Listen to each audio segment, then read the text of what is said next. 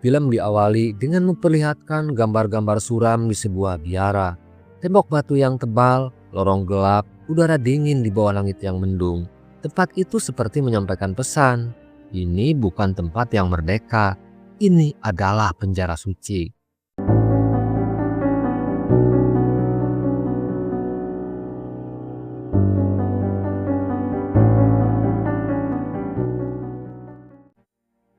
Sin pun memperkenalkan dua sosok biarawati cantik bernama Sister Anna dan Sister Angela. Sister Anna adalah sosok biarawati yang lebih pragmatis, cerdas, dan berani. Sedangkan Sister Angela karakternya lebih lembut, penuh perasaan, dan sangat rentan secara emosional.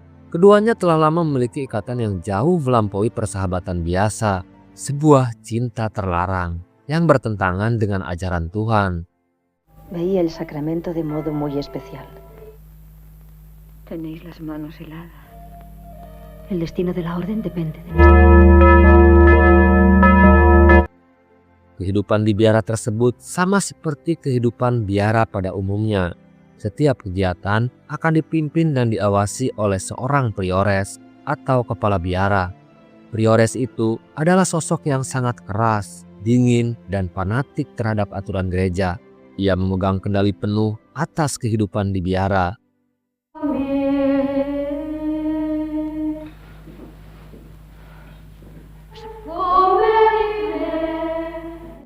Adegan awal menunjukkan betapa keduanya saling ketergantungan. Bisikan di sudut lorong, tatapan yang bermakna saat mengikuti paduan suara, sentuhan tangan yang memantik gairah nafsu menjadi bagian dari sekelumit kisah asmara keduanya. Toda yo soy vuestra. Y que algún día el Señor. Pada saat itu Spanyol sedang dilanda wabah penyakit dan krisis ekonomi yang berkepanjangan. Penduduk desa mulai bertumbangan, mati karena penyakit dan kelaparan. Bagi mereka yang masih hidup, bencana kemanusiaan tersebut dianggap sebagai kutukan. Begitu juga dengan situasi yang terjadi di biara. Tempat suci itu mengalami krisis keuangan yang sangat serius. Pendapatan biara dari donasi dan tanah pertanian terus menurun. Cadangan pangan dan dana operasional semakin menipis. Para biarawati mulai dihantui wabah penyakit dan kelaparan. Suatu hari, kepala biara mengadakan pertemuan tertutup dengan para biarawatinya. Dengan wajah sedih, dia menyampaikan kabar yang sangat mengejutkan. Kalau otoritas gereja telah memutuskan untuk menutup biara tersebut. Rencananya, otoritas gereja akan memindahkan para biarawati ke tempat-tempat penampungan. Itu artinya mereka akan terpisah selamanya.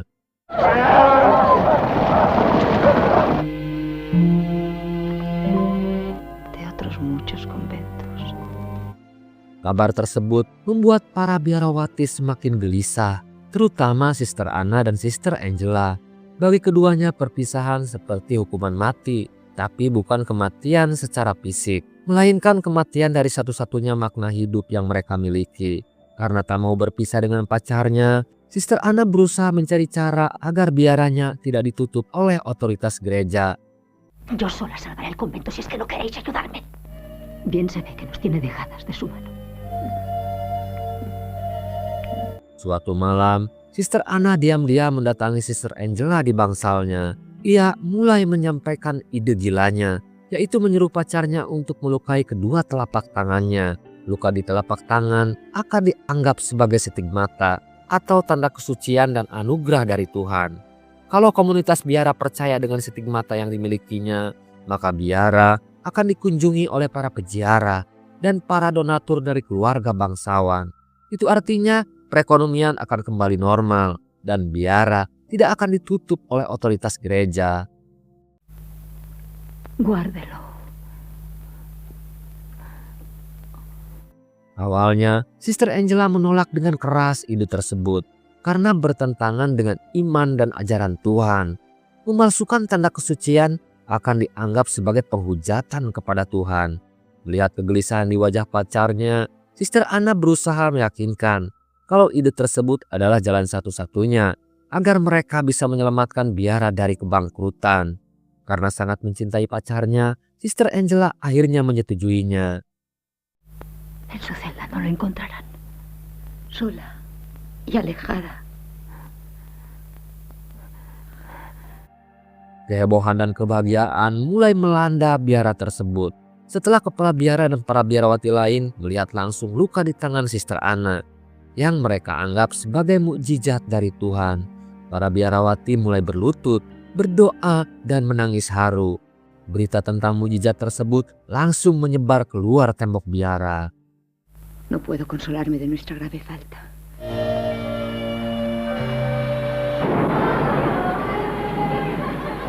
Namun dengan pengalaman yang dimilikinya, kepala biara tak percaya begitu saja dengan kejadian spiritual yang dialami oleh Sister Anna. Dia curiga kalau luka itu sengaja dibuat untuk mengelabui otoritas gereja yang akan menutup biaranya. Untuk membuktikan kecurigaannya, kepala biara pun memanggil seorang dokter untuk memeriksa luka di telapak tangan biarawatinya. Namun kenyataannya, dokter itu justru merasa kagum karena luka itu tidak menunjukkan tanda infeksi biasa. Tentu saja pernyataan dokter tersebut semakin memperkuat keyakinan komunitas biara kalau Sister Anna telah mendapatkan mukjizat dari Tuhannya. ¿Y esta? Uno también puede padecer exceso de trabajo. Kabar tentang Sister Anna yang mendapat mukjizat dari Tuhan dengan cepat menyebar ke seantero negeri Spanyol. Para peziarah mulai berdatangan ke biara. Mereka membawa persembahan uang, makanan, dan barang-barang berharga hanya untuk mendapat karomah dari biara tersebut.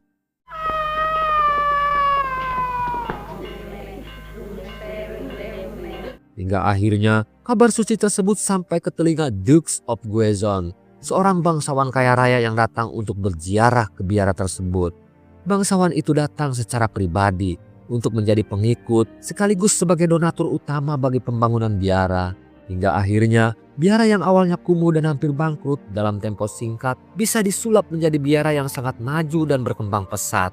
Bangunan biara mengalami pemugaran dan perbaikan, stok pangan melimpah, dan komunitas biara bisa hidup sejahtera. Bienvenida en nuestra humilde casa. Besando vuestras manos. Namun di balik kesuksesannya bisa menipu para jemaatnya, kehidupan Sister Anna justru semakin tersiksa. Setiap hari dia harus melukai telapak tangannya agar tetap terlihat sempurna sebagai tanda suci yang dianugerahkan Tuhan kepadanya. Sementara bagi Sister Angela, kebohongan yang dilakukan oleh pacarnya semakin membuatnya ketakutan, takut dengan dosa dan hukuman yang akan diterimanya.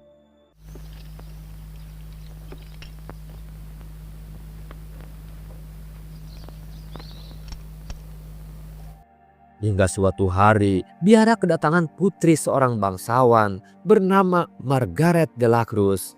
Dia dikirim oleh orang tuanya untuk belajar agama di biara tersebut.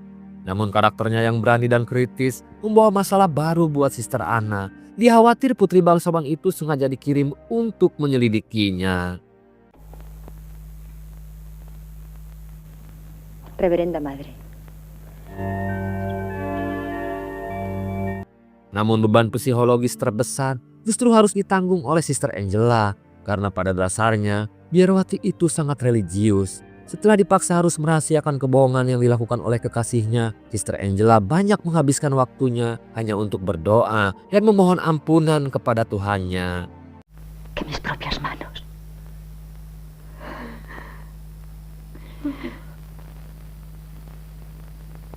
Berita tentang stigmata yang diterima oleh Sister Anna akhirnya sampai ke telinga Paus Vatikan di Roma. Menurut aturan gereja, barang siapa yang mengklaim telah mendapat mujizat dari Tuhannya, klaim itu harus dibuktikan melalui penyelidikan resmi dari otoritas gereja.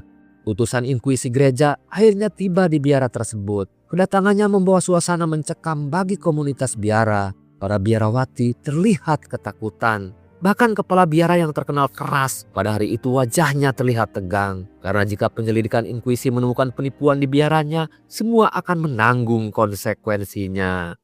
Inkuisi gereja pun langsung memanggil Sister Anna ke ruangan khusus. Biarawati itu terlihat hanya bisa pasrah saat inkuisi gereja mulai menginterogasinya.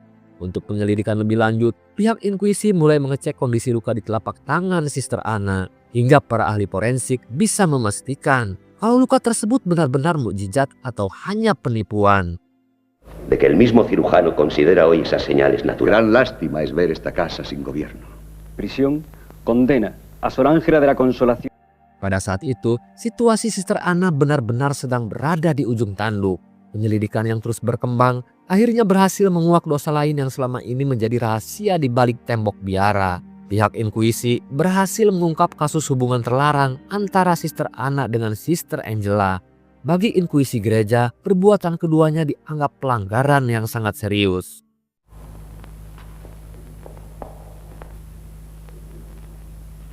Di akhir cerita, Sister Anna dan Sister Angela akhirnya dibawa untuk mempertanggungjawabkan perbuatannya di hadapan otoritas gereja. Setelah Sister Anna terbukti telah melakukan pemalsuan stigmata, dia akhirnya dijatuhi hukuman pengasingan seumur hidup. Sementara Sister Angela didakwa telah bekerja sama untuk menutupi kebohongan kekasihnya. Dia juga terbukti telah menjalin hubungan terlarang yang dianggap telah menodai kesucian biara.